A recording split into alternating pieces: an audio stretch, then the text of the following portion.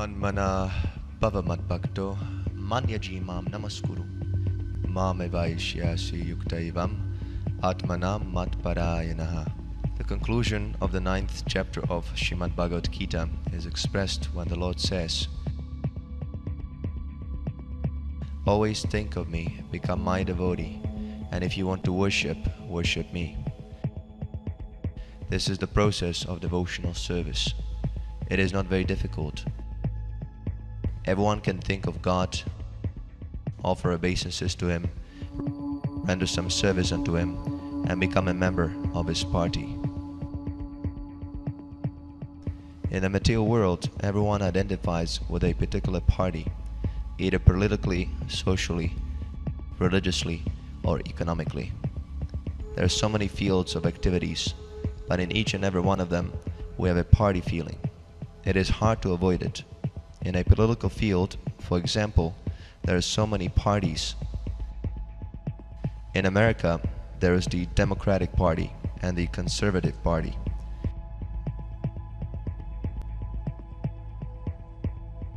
In India, there is the Congress Party. And on the international scale, there is the capitalistic and the communistic party. Religiously, there are Christians, Jews, Hindus, etc. And socially also, especially in India, there exists a very distinct social division. So we cannot avoid this partyism. If I ask you, do you belong to any party, can you say that you do not? No. Everyone belongs to some party.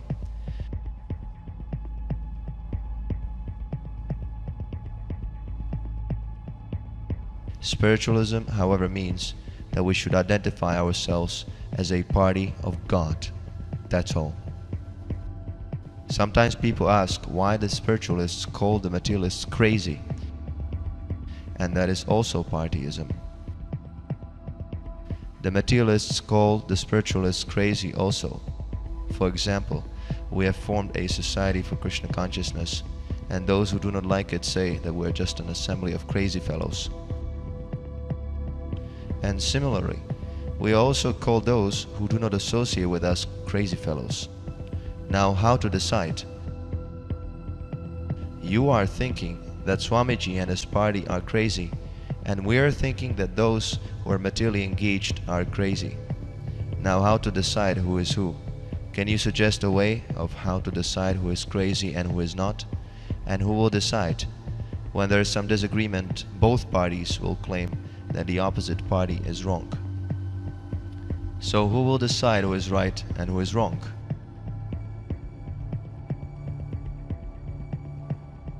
The world is being divided by this partyism, and each party is thinking that the other party is crazy. Now who will decide who is actually crazy? We have to come to the point of reasoning. And the reasoning is as follows. If you take any common man and ask him, "Who are you?" he will think that he is this body. Everyone will therefore give some description.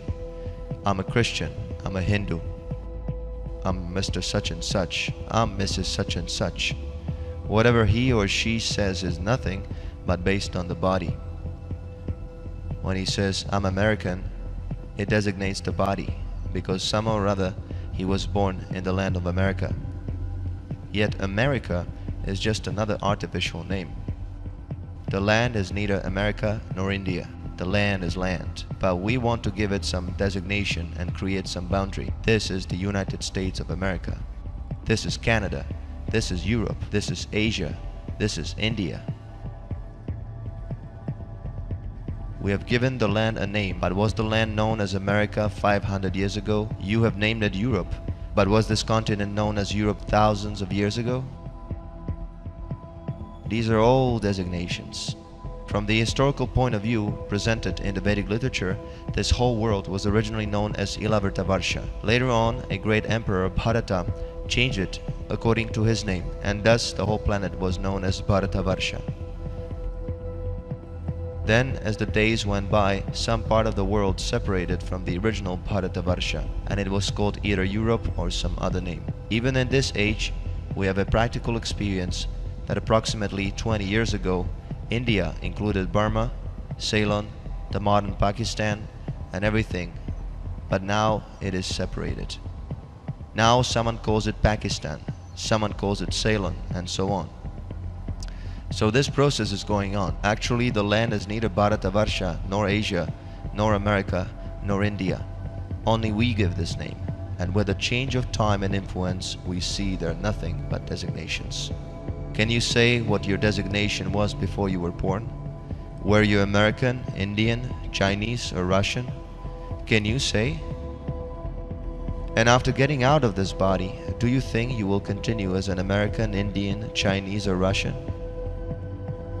You might be living now in the land of America, but in your next life you may take birth in China. Who can tell? We're changing our bodies. Can you say that you are not changing your body? No, we are changing. When I was born in my mother's womb, my body was very tiny. But where is that body now? And where is the body I had when I was a child? Where is the body I had when I was a boy? Where is the body I had when I was a young man? I have a photograph from my student days, and you could not believe. Oh, Swamiji, you were like this? So where is that body? Where has it gone? We are the same person, but the body is changing. I might think that in my childhood I was doing like this, in my youthhood I was thinking like this, and in my boyhood I did so many things. But where have those days gone now? With my body everything has gone away, only memory remains. But we are sticking to this body to such an extent that when I ask you, or when you ask me, who are you? I say something in relationship with this body. Are you not crazy then? Can any one of you say that you are not crazy? If you identify yourself with something which you are not, then are you not crazy? Everyone who identifies with this body is a crazy man. It is a challenge to the world. Anyone who claims God's land to be his own property is a crazy man. This is a challenge. Let anyone establish that the land is his property and that the body is his. By the tricks of nature, you are put into some place, into some body, under some consciousness. You are being dictated by the laws of nature what to do, and you are mad after that. Prakriti kriyamanani gunai karmani sarvashaha ahankara vimudhatma kartaham iti manyate. The bewildered spirit soul, under the influence of the three modes of material nature, thinks himself to be the doer of activities which are in actuality carried out by nature. Just as a teacher is pulling the ear of a student, every one of us is being pulled by the ear by the complete clutches of the material nature, and we are sometimes placed in one body and sometimes in another. By some great fortune, you now have a human form of body, but there are 8,400,000 types of bodies in the creation, and by the tricks of nature, you can be put into any of these bodies according to your work. So you're completely under the grip of nature. In this life, fortunately or unfortunately, I have a human form. The next time I may get a body of a dog, or I may get a body of a god. That will depend on my work. The laws of nature are working, and the material nature will force me to accept it. You cannot say that in your next life you wish to take birth in America. How can you say? You are not the authority. This is stated in the Bhagavad-gītā. Prakriti kriyamanani gunai karmani sarvasha ahankara vimudhatma kartaham iti manyate. Everything is being conducted by the supreme laws of nature, but the foolish man thinks that he is something special. He thinks he is independent. This is foolishness. Ahankara vimudhatma. Ahankara means false egoism. And what is that false egoism? False egoism means that although I am not this body, I think I am this body. Therefore, Shankaracharya in his mission preached that we are not the body, we are spirit soul. Aham Brahmasmi. But even while one tries for self-realization, foolishness or the dictation of Maya, illusory energy, continues. Why is that? A person may understand that he is not this body and that he is the spirit soul, but then what is his actual position? Void? Impersonal? Does spirit soul mean void? After finishing this body, there is nothing, only void? There are philosophers who preach this void. They say that after finishing the body, there is nothing. And other philosophers, impersonalists, say that as soon as this body is finished, my personal identity is finished as well. Do you think like that? Is it possible? Yes, as long as I am in this body, the body is not my actual self. But that does not mean that I do not exist. Just like in a vehicle, while driving, the car is moving according to your desire. It does not move independently. You can move the car right or left on this road or that. But suppose you get out of the car, do you think that your personality is gone? Is there any reasoning? In the Bhagavad-gītā it is said, Ishvara sarvabhutanam hridesha arjuna tishtati brahmayan sarvabhutani yantra rudhani mayaya. The Supreme Lord is situated in everyone's heart, O Arjuna, and is directing the wanderings of all living entities who are seated as on a machine made of the material energy. These bodies are like cars, and Maya has placed you in this sort of car because you wanted it. Somebody might have a nice car like Rolls-Royce, and somebody might have an ordinary truck, but they're both moving. And if you get off the car, either from the truck or from the Rolls-Royce, Chevrolet or Ford, do you think that your personality is finished just because you left the car? No. Then how can you say that when you leave this body, your personality is finished? What is the reasoning behind this? So this is another type of craziness. Just see how craziness follows. You say void. Why void? I am so intelligent, I am doing and planning so many things, and just because my body is finished, everything becomes void? This is contradictory. There is no void. There is spirit. And when one comes to the spiritual self-realization beyond the body, and if he is still further advanced in spiritual knowledge, he will seek his spiritual duty. What is my spiritual work? That is sanity. I cannot be void. I cannot lose my individuality and personality. That is nonsense. How can I lose it? Take this same crude example. As long as I am sitting in the car, I display so much individuality and so much discrimination. As soon as there is a red signal, I stop the car. And when there is a green signal, I start the car. I am using my consciousness. I am working, and simply by getting off the car, I lose everything? I become void? What is this nonsense? No. There is neither voidness nor impersonalism. The Bhagavad-gītā does not agree to that. In the second chapter, Lord Krishna says to Arjuna, Natu evaham jatu nasam, natvam nemi janadipaha, nachevana bhavishyamaha, sarve vayam ataha param. You and I and all these persons who have come here to fight with one another were individual selves in the past, they're individual selves now, and they will continue to be individual selves in the future. So don't be mad, and do not say that you shall not fight. Their spiritual identity will continue. And to make him understand, a very simple example was set before him. Dehinosmin yata dehi, komanam yovanam jara, tata dehantara praptir, dhirastatra namuyati. My dear Arjuna, the living spark, the living self is residing within the body, and after the combination of the parents in the womb of the mother, the body develops and is shaped in the form of a pea. Then that pea-like form develops more, and after 10 months, when there is no more space, the child comes out and grows more. So the growth or the change of the body is going on. Dehinosmin yata dehi. Dehi means in this body, and dehi means the person who is within the body. The same person from the pea-like form is there, but because his size is so small we cannot see him. The soul is 1/10,000th part of the tip of the hair, and it is not possible to see him with our material eyes, nor by applying our material conceptions. But the soul is there nonetheless, and the evidence of the soul's presence is that the material body in the pea-like form is growing. Wherever there is growth, there must be the soul. There are 6 symptoms of the soul's presence, and the growth is one of the most important. As soon as the soul is out of the body, the growth stops. If a child is born dead, there will be no growth. The parents will say, it is useless, throw it out.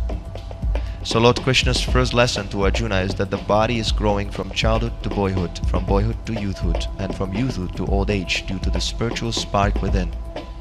Therefore, when the body becomes useless, the soul imperceptibly gives it up. Vasamsi jirnani yata vihaya, nabani gannati naroparani, tatta sharirani vihaya jirnani, anyani samyati navani dehi. As a person puts on new garments, giving up old ones, similarly, the soul accepts new material bodies, giving up the old and useless ones. We cannot select our future body because it depends on the laws of nature. And although we cannot say what type of body we would like at the time of death, we can still think of it. From that point of view, you can say that individuality and selection is there. Yam yam vapi smaran bhavam tyajati ante kalivaram tam tam evaiti kuntaya sada tat bhava bhavita. Whatever state of being one remembers when he quits his body, that state he will attain without fail. You will get your next birth according to the thoughts you develop at the time of your death. So the intelligent man who is not crazy should understand that he is not this body. That is the first thing. I am not this body. Then he'll understand what his duty is. And what is my duty as spirit soul? That is stated in the Bhagavad-gītā in the last verse of the 9th chapter. Manmana bhava madbhakto madhyajimam namaskuru mam evaishyasi yuktaivam atmanam matparayana. Engage your mind always in thinking of me. Offer obeisances and worship me. Being completely absorbed in me, surely you will come to me. This is the duty. All of us, embodied souls, think of something. Without thinking, we cannot stay even for a moment. So this is the duty. Think of Krishna. You will have to think of something anyway. So what is the harm if you think of Krishna? Krishna has so many activities, so many literatures, and so many things. Krishna comes here. We have volumes and volumes of books about him. If you want to think of Krishna, we can supply you so many literatures that you won't be able to finish reading them throughout your whole life, even if you read them 24 hours a day. If you want to think of Krishna, there is sufficient stock. Think of Krishna, manmana bhava. Now you might think, oh, I can think of Krishna. That is not very difficult. Just like a person who is serving a boss, he is always thinking of that boss. He has to attend to the office by 9 o'clock because otherwise the boss will be displeased. So he's thinking with some purpose in mind, but that sort of thinking will not do. Krishna therefore says, bhava madbhakto.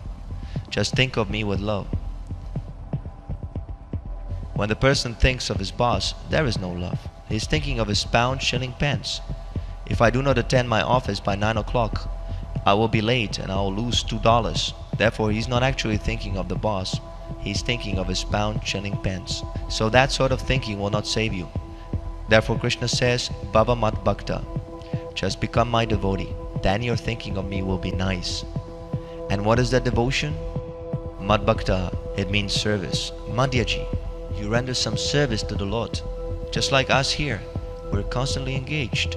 Whenever you visit us, you will find us engaged in some duty. We have manufactured some duties just so we can think of Krishna only. Therefore, our society's name is Society for Krishna Consciousness. We have so many literatures.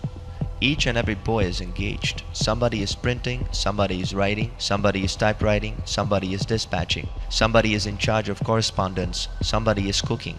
We're thinking of Krishna 24 hours a day. How? By engaging in the duties of Krishna.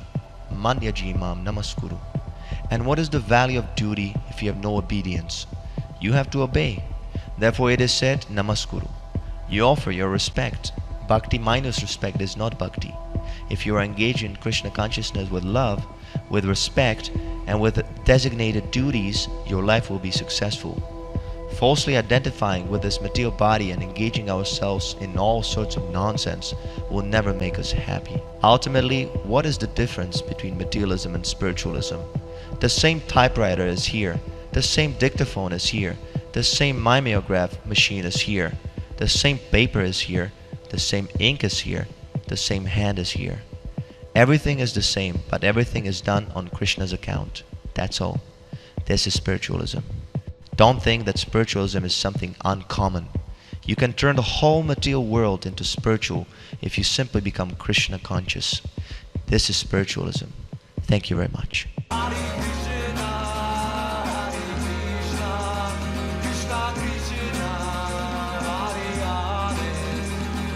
Rama,